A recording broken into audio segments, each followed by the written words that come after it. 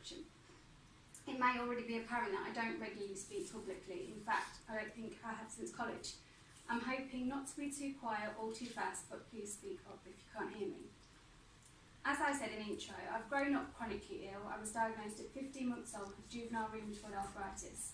A diagnosis of the related eye condition iritis came when I was 7. My bowel became an issue around the age of 8 or 9.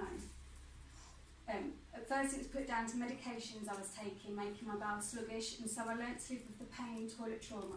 It resulted in quite a bit of time off school, including a stint of part-time schooling. Fast forward to age 22, I had my first little boy Leo in October 2008. When he was 13 months old, I underwent a total left hip replacement.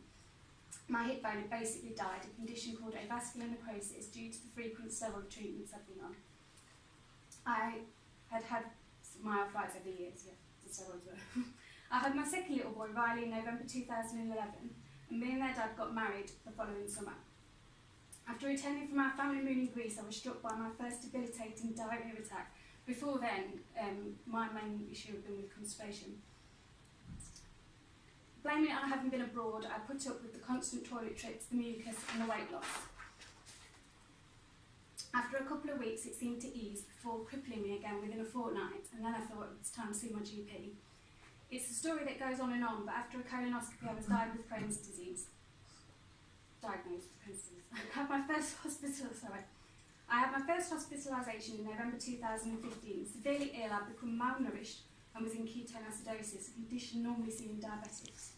At the time, my marriage was in a bad place, and at the beginning of the following year, me and my husband separated.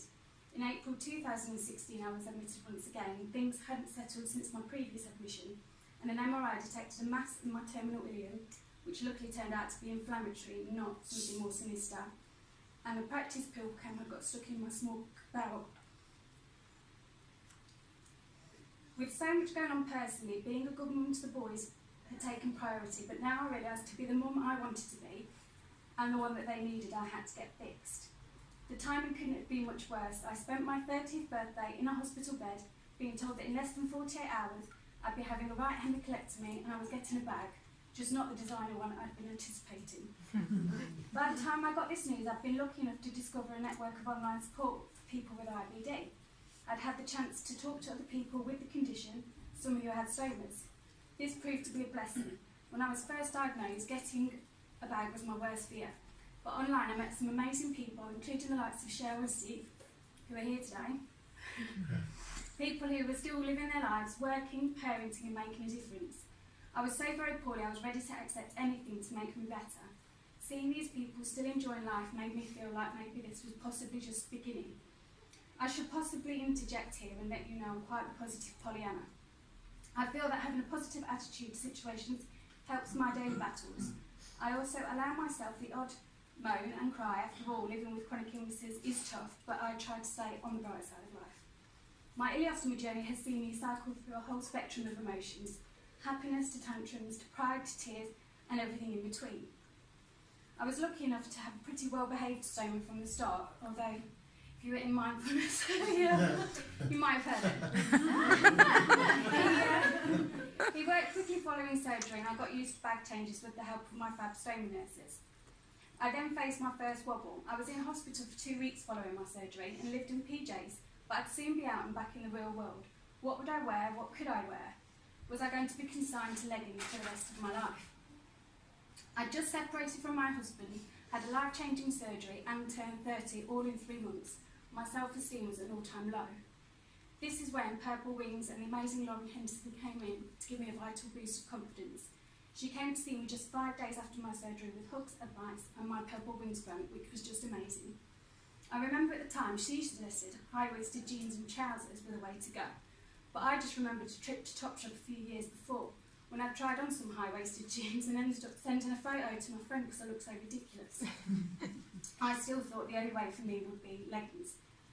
But when I got home, I decided my wardrobe needed clutter. I threw away, I think, every pair of jeans my mum was helping me, and any shorter style tops, sort of like this, that weren't coming down long enough.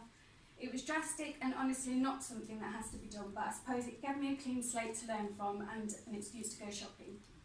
I think there are 3 steps to work on before obsessing about your wardrobe.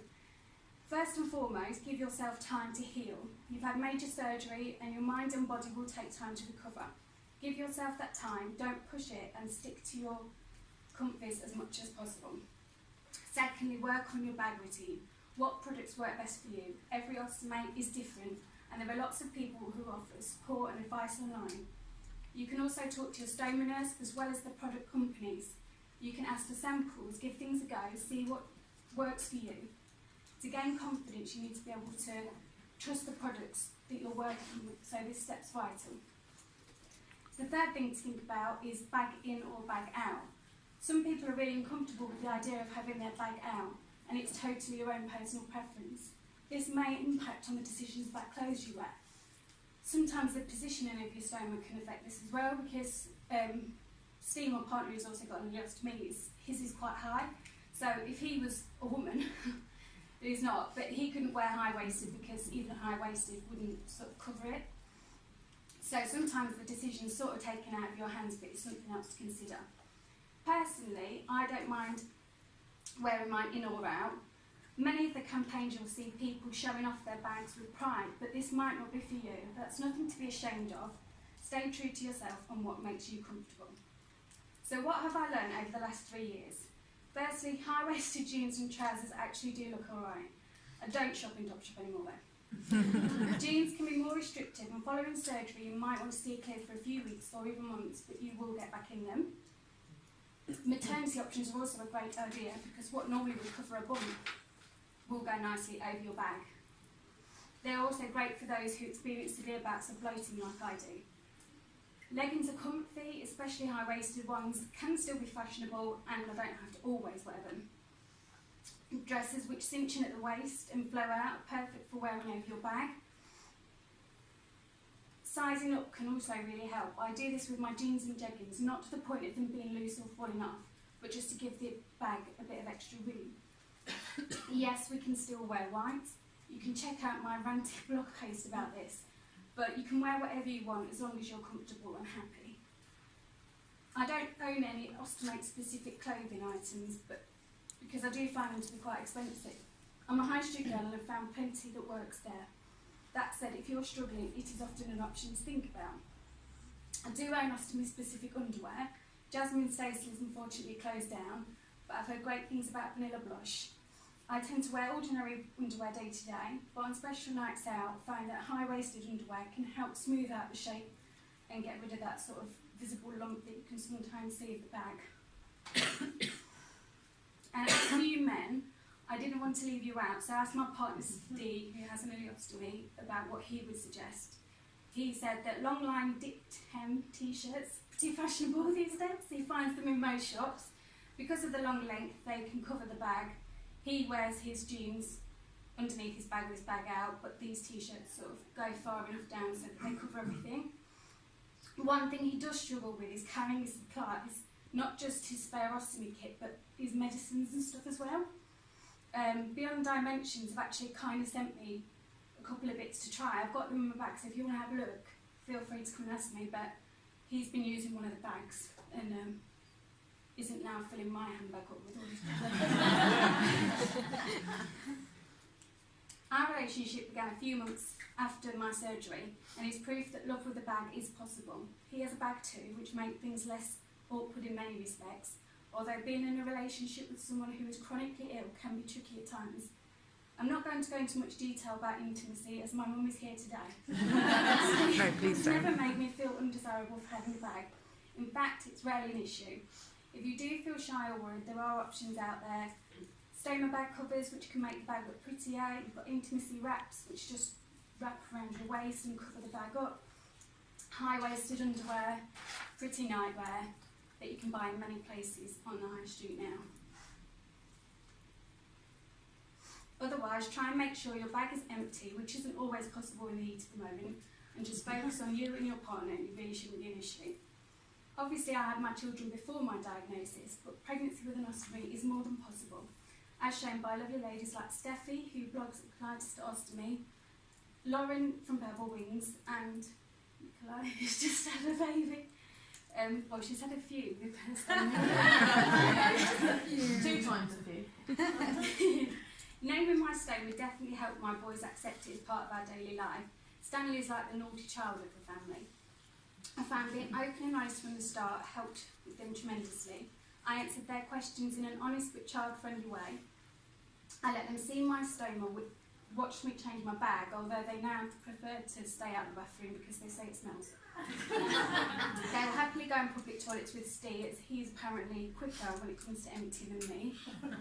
I found getting into a routine really important. I used to change I do change my bag still daily. Personal preference.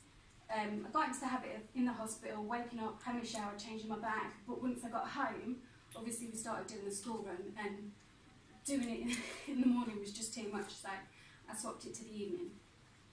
My stepdaughter's just turned 3, and she's never known any different to her dad and me having stomas and being unwell. She's not fazed in the slightest, and she's even helped Steve change his bag. She even felt the stoma, and apparently it's very squidgy. I think the more you normalise it for kids, the more they accept it and they don't see it as an issue. Being confident in your stoma is the first step to getting your life back following surgery. Has anybody heard that new Jess Glynn song? I don't know. I really hate it. The lyrics go something like, "You'll know one until somebody loves you," and it's a load of poo. The better you accept your stoma, the easier you will find the people around you to accept it. Like earlier when I was in that mindfulness, luckily I was sat next to Steve and we just had a giggle about it. But because I'm comfortable with it, you find that other people are, that when you sort of sat in a room with other people, they don't know what to say and they look away and they sort of don't know what to do. Whereas if you laugh it off, I think just having that bit of confidence about it and being like, oh, it's Stanley, that's what mine's called, I think that can really help.